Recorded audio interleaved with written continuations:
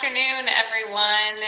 It's Kelly Daubach, Executive Business Coach, Registered Dietitian, and Entrepreneur. Glad that you're here with me today. If you have a chance to join live, I'd love to hear from you. And the topic today is increasing joy in any job or any workplace. I've just been feeling a lot of frustration and sensing that there is just some discouragement and frustration around the workplace. And whether that means if you're in a corporate job or in a small business or perhaps an entrepreneur, it's completely normal. And there are ways to bring back that joy into your work environment. And I will say too, I don't know if anyone had an opportunity to join myself and Heather Darpino on Monday to talk a little bit about Mercury retrograde, but we are in a period of Mercury retrograde and some of the influences that can be affected by that, I guess, period of time or phase are communication, travel, and technology. So if you're having any of those challenges in your workplace or in your personal life, know that it is normal and to be expected at this time. So it's just patience, take a deep breath, and this too shall pass. If you saw my Facebook post earlier, I was actually going to post something that I had scheduled, and what came up was I saw something. I said, this morning when I woke up, please give me a sign that I'm moving in the right direction because I have some pretty big initiatives going on in my business, and I wanted a sign. And I got this quote immediately in my feed, and that quote was the one about showing that you can be shaken up, literally thrown out, thrown into a new environment to be just where you need to be. So I felt peace and gratitude for receiving that message and thought I would share it with my group and my personal page today. So without further ado, let's talk about increasing joy in your current role or in your job or workplace. So I see you there saying, probably like I was about a year ago, what can I possibly do to bring joy into a work environment when I'm burning the candle at both ends? Have a boss, potentially, that doesn't appreciate what I do to deliver the results day in and day out.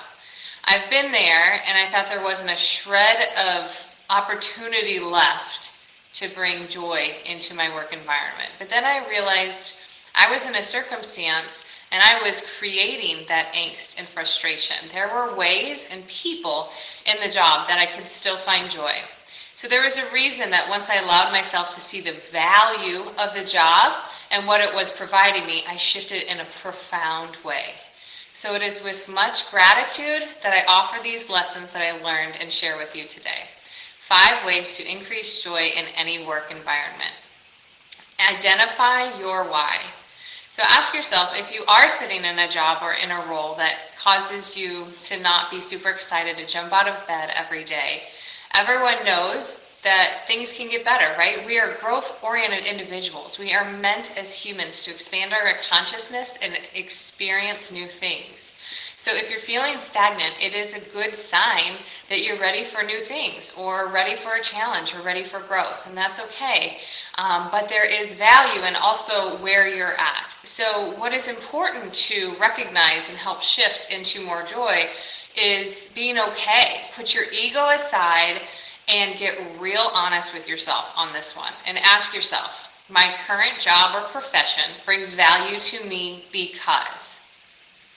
Whether it's a paycheck, great colleagues, super convenient, it's easy, it doesn't require much brain power, whatever it is, it allows you to manage work from home, and maybe you're taking care of your kids that are working or learning remotely.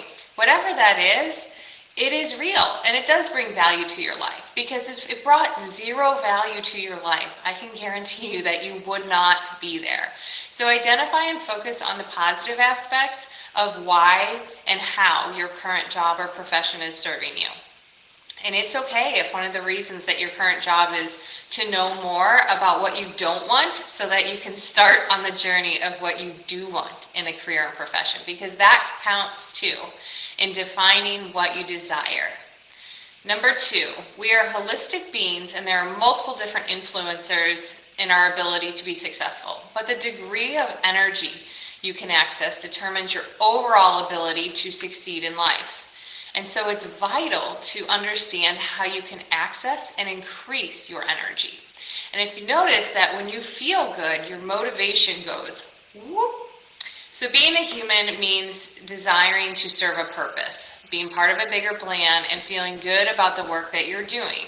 So the alignment of your work with your vision or purpose in life can be helpful or harmful to your energy and your motivation at work.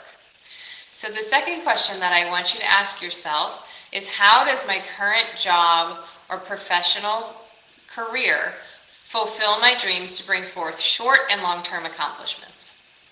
So this can be similar to the first question in that maybe your current job allows you to put away or save some money so that you can start your own business one day. Or maybe your current job allows you to put some money in your 401k to retire at a certain time. Whatever that is, your current role is fulfilling some aspect and some value. And so your alignment with those aspects and values can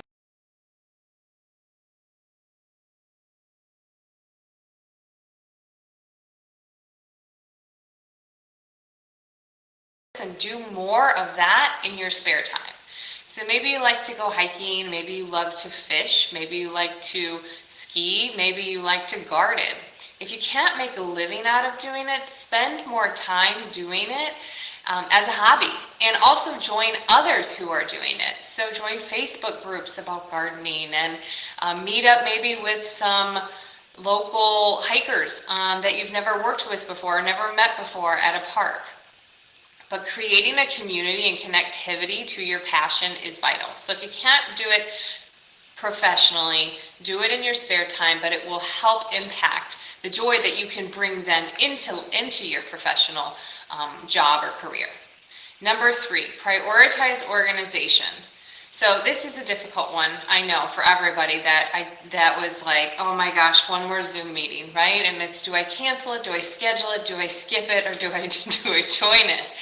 And so your ability to bring actual brain power and results to any project is directly correlated to your ability to be present right here and now. So if you're multitasking, listening to this, you might be catching a few of the components and getting distracted if you're writing a blog or looking at an email or trying to multitask. It is important to give your full attention to the task at hand. You should limit multitasking.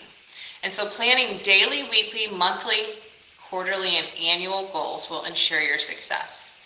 Things happen and emergent issues arise, but if they're a common occurrence in your daily schedule, you have a couple of options.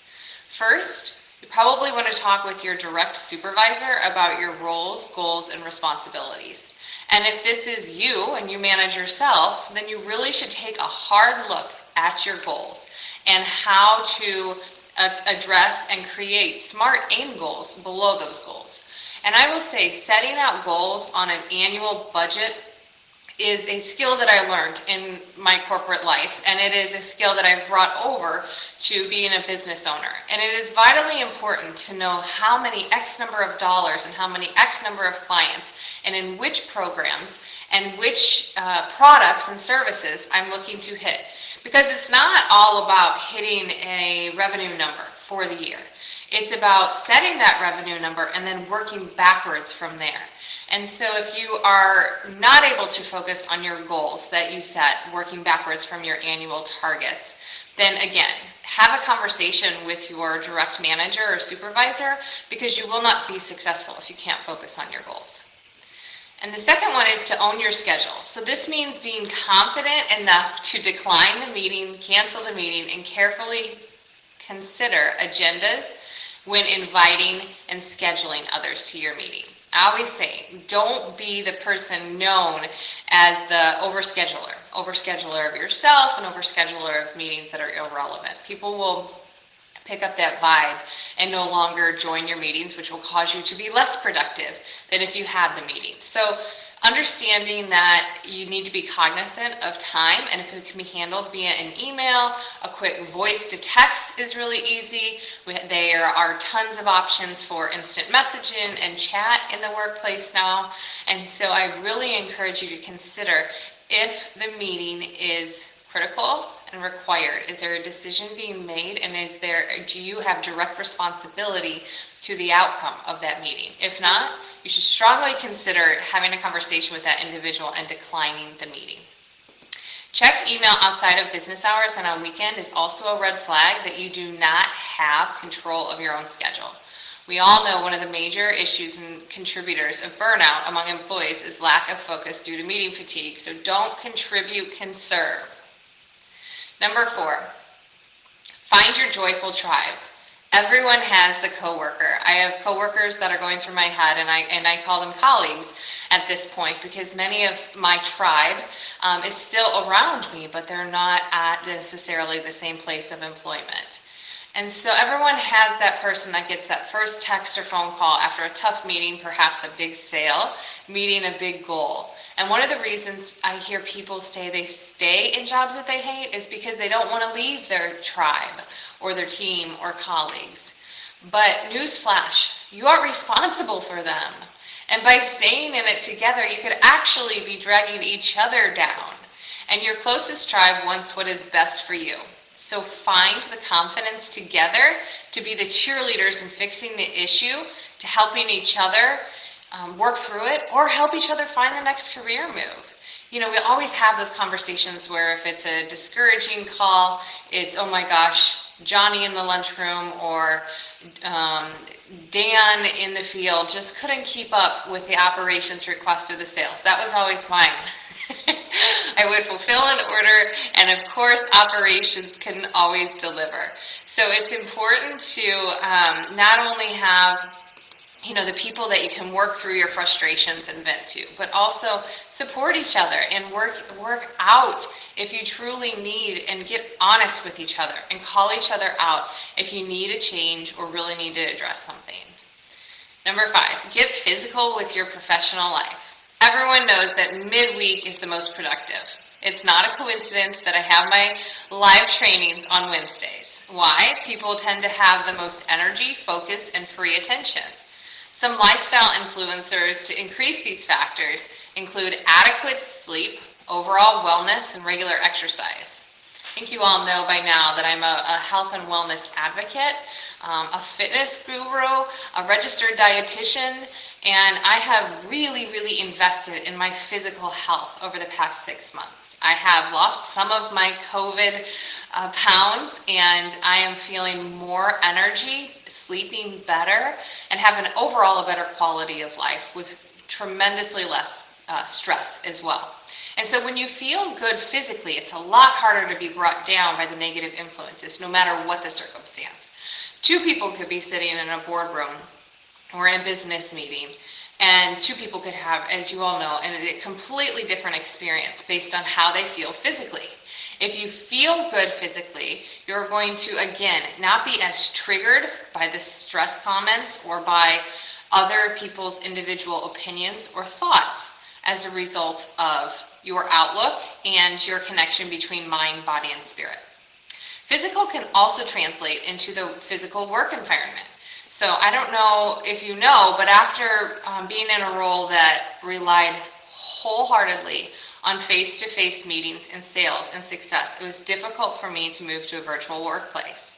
I had an office outside of my home for the last several years before COVID hit, and I was looking at it as I packed up my boxes, and I didn't have a thing on the wall. It was like one of a Regis office, like in a box, literally, with my notebooks, a chair, a printer, and some snacks, water bottles. And that is where I went. No windows. And there were so many days that I sat in that office without taking a break, without looking outside, and without having the beautiful inspiration of things on the wall or, things to just inspire me. And now as I transitioned into my own home environment and home workplace, I put a lot of intention around creating a space that is not only beautiful for me, but beautiful for my virtual meeting attendees as well. My intention is to create a safe and comfortable space to connect with people, even if we can't meet face to face. So realize that it is important. The temperature, the workspace, the lighting, the climate, access to technology. I know that it's been a challenge on and off for all of us, and especially as I mentioned during Mercury retrograde, have a little bit of extra patience. And also make sure that your office is visually pleasing. If you need to organize or need to buy some extra shelves, do so. It will save your mental acuity and clarity in the long run. How many times are you on a meeting and you look over there and say, oh man, that's really bothering me over there? Get up and do it and organize. So, in summary, the top 5 ways to increase joy in any work environment is identify your why by asking yourself, my current job or profession brings value to me because. Number 2, what is your degree of energy and free attention by recognizing the alignment of your purpose in your job. So does your job or professional career align with your life's purpose or passion? If it doesn't, spend more time doing your purpose and passion work outside of work so you bring that increased energy into work. Number 3, prioritize organization. And remember to focus on your goals. And if you are constantly distracted from focusing on tangible things that contribute to your goals, have a conversation with your boss or yourself if you are your boss. And own your schedule. Decline meetings, only set critical meetings, and don't overstretch yourself or overcommit yourself. Number 4, find your joyful tribe. Identify those in your life that are going to support you, rally around you, encourage you not only in your current job, but also in growing as a professional. And as I mentioned before, your joyful tribe, if they are truly meant to be with you, will not leave you no matter where you are employed. And number 5, get physical with your professional life. Make sure that you're taking care of your well-being, staying healthy and well, and also your work environment. So, there are adjustments that you can make to bring more joy to your job, but let's be honest, some of these adjustments is just to make it tolerable to realize that you're facing an inevitable means to an end. And that's okay. That's an amazing insight and a place to be. I've been there too, and I'm sure I will be there again in the future. And if that is you and you don't know your passionate business idea, or maybe you do yet, but you know deep inside of you that you want the freedom, health, and wealth of being an entrepreneur and business owner, let's chat. My discovery call will help determine if you're truly made for the life of the entrepreneur, because it is an application process, and I wouldn't want to falsely lead anyone down the road of entrepreneurship that is not truly educated and decisive about how their future is unfolding. I look forward to chatting with you all next week, and have a great weekend.